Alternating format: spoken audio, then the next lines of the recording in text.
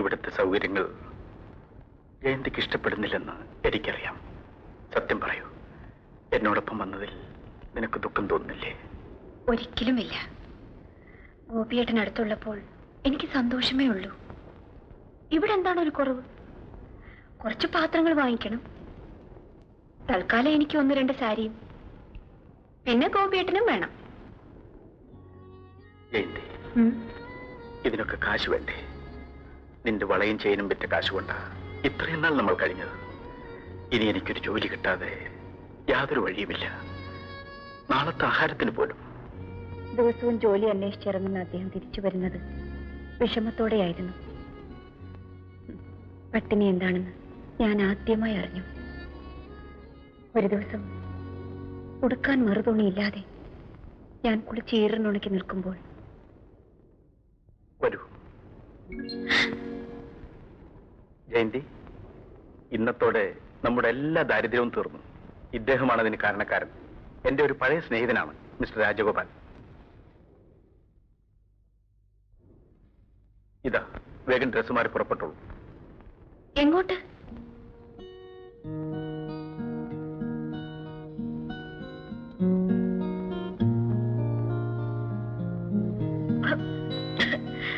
കഴിച്ചോളൂ, ക്ഷീണം മാറാൻ നല്ലതാണ്.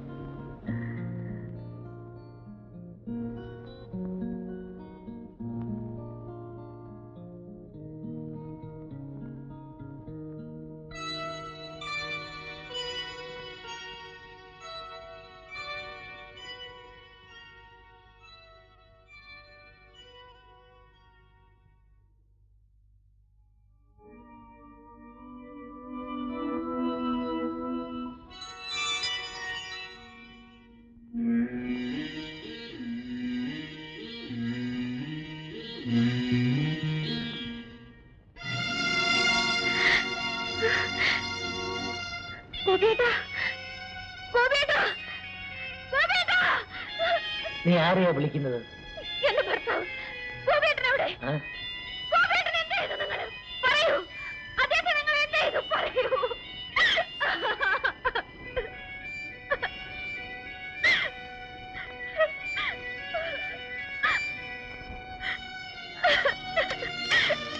രാജഗോപാൽ, രാജഗോപാൽ, എന്താ? ഏതാണിവൾ? ആരാണ് ഇവളുടെ ഭർത്താവ്? എവിടെയാവൻ? പോയി. ഇല്ല, ഇല്ല. അദ്ദേഹത്തെ നിങ്ങൾ എന്ത് ചെയ്തു? എന്റെ ദൈവമേ, ഗോപിയേട്ടന് എന്ത് പറ്റി? എന്ത് പറ്റി അദ്ദേഹത്തിന്?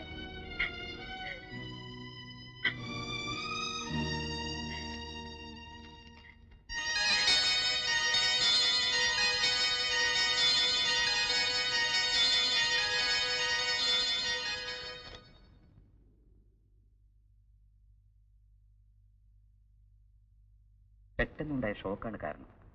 Now she is all right. Thank you doctor. Okay.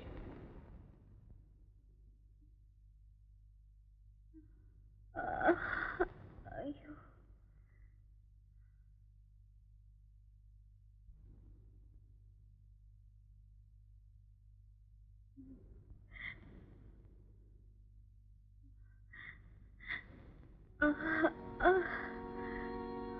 കരഞ്ഞു തീർക്കാവുന്ന ദുഃഖങ്ങളുണ്ട്.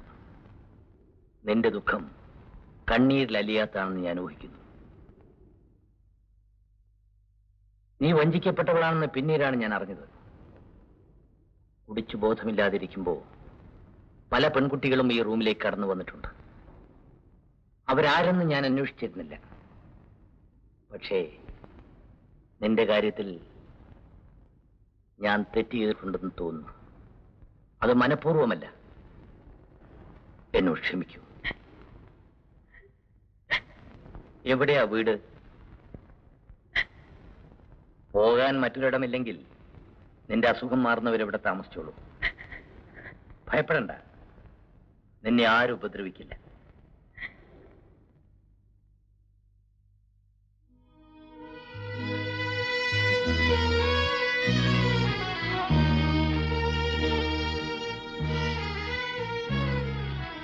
നീ ഒരു ഭാഗ്യവതിയാണ്.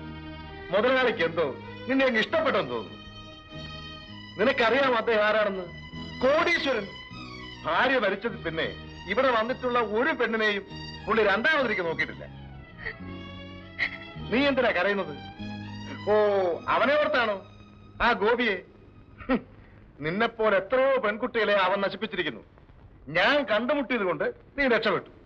ഇല്ലെങ്കിൽ ബോംബെയിലുള്ള ഏതെങ്കിലും ഒരു വേശ്യാത്തെരുവിൽ നീ എന്നെത്തുമായിരുന്നു. ഞാൻ പറയുന്നത് നിന്റെ ഗുണത്തിനാണ്. ഇവിടെ നിറങ്ങിയാ നീ എങ്ങോട്ട് പോകും? ഒരല്പം ബുദ്ധി കാണിച്ചാൽ നിനക്ക് ഇവിടെ കഴിയാം, ഒരു രാജകുമാരിയെ പോലെ. അല്ലാതെ ആ ഗോപിയെ കാത്തിരുന്നിട്ടൊന്നും കാര്യമില്ല. അവൻ തിരിച്ചു വരില്ല.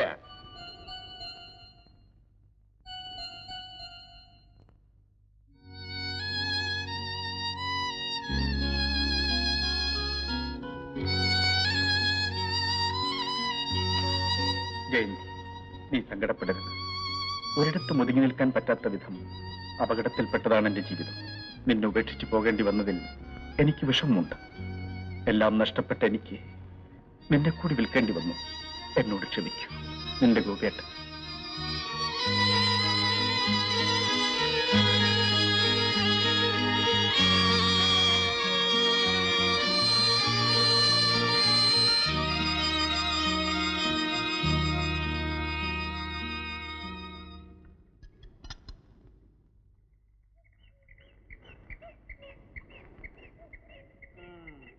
മുമ്പ് വന്നവരല്ലേ ഇരുട്ടത്തായിരുന്നു, ഒരെണ്ണത്തിന് വെളിച്ചത്ത് കണ്ടില്ല.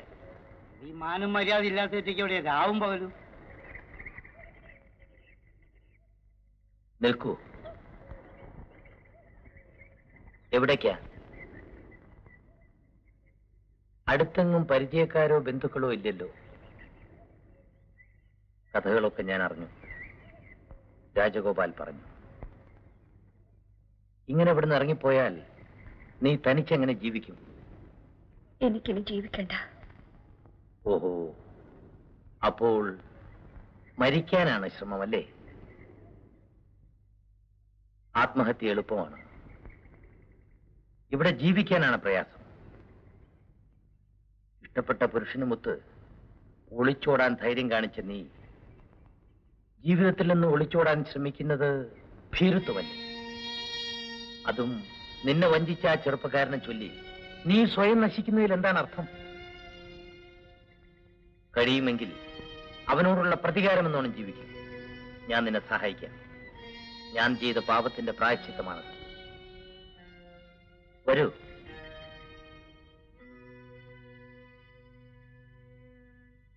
ജീവിക്കാനുള്ള പ്രതികാര ബുദ്ധി മാത്രം എന്നിൽ ശേഷിച്ചു. എന്നെ നശിപ്പിച്ച പുരുഷനോടുള്ള പകയായിരിക്കാം അതിന് കാരണം. ആ വലിയ വീട്ടിൽ എനിക്ക് അഭയം തന്ന മനുഷ്യനോട് ആദ്യം എനിക്ക് വെറുപ്പ് തോന്നി. കൂടെ കൂടെ അദ്ദേഹത്തിന്റെ സ്വഭാവം ഞാൻ മനസ്സിലാക്കി. കുടിച്ച് സ്വയം നശിക്കുന്ന ആ മനുഷ്യനോട് എനിക്ക് സഹതാപം തോന്നി.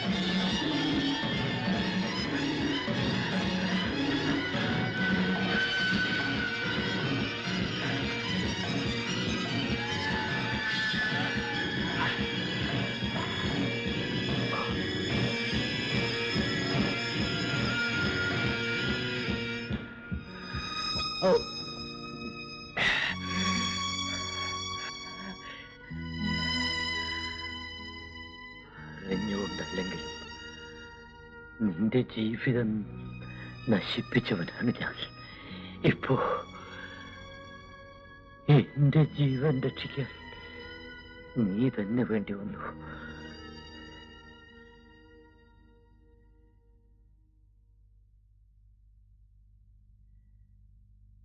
അധിക നാൾ ഈ ജീവൻ നിലനിൽക്കയില്ല. എന്റെ നാളുകൾ എണ്ണപ്പെട്ടതാണ്. വേണ്ട, ഡോക്ടറല്ലേ വിളിക്കാൻ പോകുന്നത്. അവരുടെ കയ്യിൽ എനിക്ക് തരാൻ മരുന്നുകളൊന്നുമില്ല, ഉപദേശങ്ങളേ ഉള്ളൂ. മദ്യം വിഷമാണ്, കുടിക്കരുത് എന്ന്. മരവിച്ച ഈ ചുറ്റുപാടിൽ നിന്നും സ്വയം രക്ഷപ്പെടാൻ എനിക്ക് കുടിക്കാതെ വയ്യ.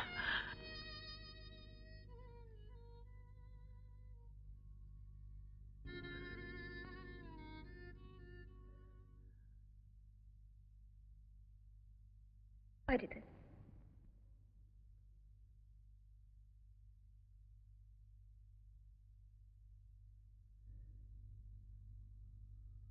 നിന്നെ ഞാൻ അനുസരിക്കാം. പകരം എൻ്റെ ഒരു അപേക്ഷ നീ സ്വീകരിക്കുമെങ്കിൽ ഒരിക്കലും എന്നെ വിട്ടു പോകില്ലെന്ന് നീ വാക്ക് തരണം.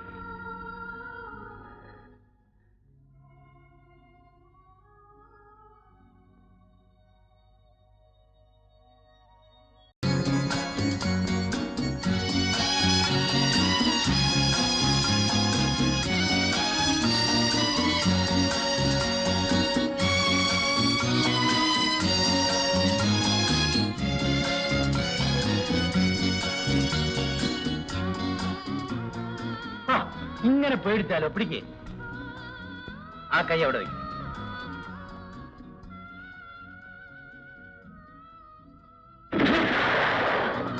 Very good, very good, very good. എന്തിനാണ് ഇതെന്നെ കാണിക്കുന്നത്? മരിച്ചുപോയ എന്റെ ഭാര്യയുടെ ആഭരണങ്ങളാണ് ഇതൊക്കെ. ഇന്നു മുതൽ നീ ഇതണിയണം. എനിക്കിത് ചേരില്ലല്ലോ. ചേർന്ന് കാണാൻ ഞാൻ ആഗ്രഹിക്കുന്നു. അതിനു മുമ്പ് എനിക്ക് എന്റെ മകളുടെ സമ്മതം വാങ്ങണം.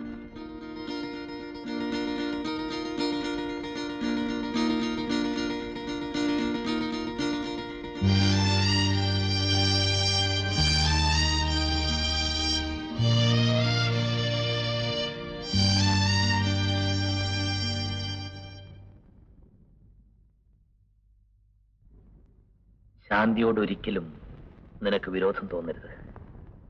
എന്റെ ഭാര്യയുടെ മരണശേഷം എനിക്ക് എന്റെ മകളെ ശ്രദ്ധിക്കാൻ കഴിഞ്ഞിട്ടില്ല. സ്നേഹക്കുറവ് കൊണ്ടല്ല, ഈ മുറിക്കകത്തെ എന്റെ ജീവിതം അങ്ങനെയായിരുന്നു. ഇനി നീ വേണം എന്റെ മകൾക്ക് ഒരച്ഛന്റെ സ്നേഹവും ഒരമ്മയുടെ ലാളനയും നൽകാൻ. ആ ഷെൽഫിൽ എന്റെ ഉസ്യത്തിന്റെ ഒരു പകർപ്പുണ്ട്, അതിങ്ങോട്ടെടുക്കും. എന്തിനാണ്?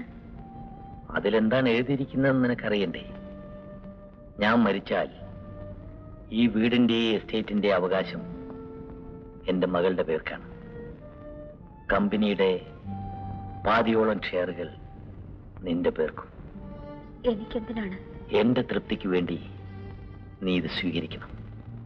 ശാന്തിക്ക് പ്രായപൂർത്തിയാകുന്നവരെ ഈ സ്വത്തുക്കൾ നോക്കി നടക്കേണ്ട ഭാരം ഞാൻ നിന്നെ ഏൽപ്പിക്കുന്നു. ജയന്തി എനിക്ക് വിശ്വാസമാണ്, എന്നാലും നീ എനിക്ക് ഉറപ്പ് തരൂ. എന്റെ മകളെ ഒരിക്കലും ദ്രോഹിക്കുകയില്ലെന്നും അവളെ നീ ഒരു അമ്മയെപ്പോലെ സ്നേഹിക്കുമെന്നും സത്യം ചെയ്ത് പറയൂ. നിങ്ങൾ സങ്കടപ്പെടരുത്. ശാന്തി എന്റെ മകളാണ്.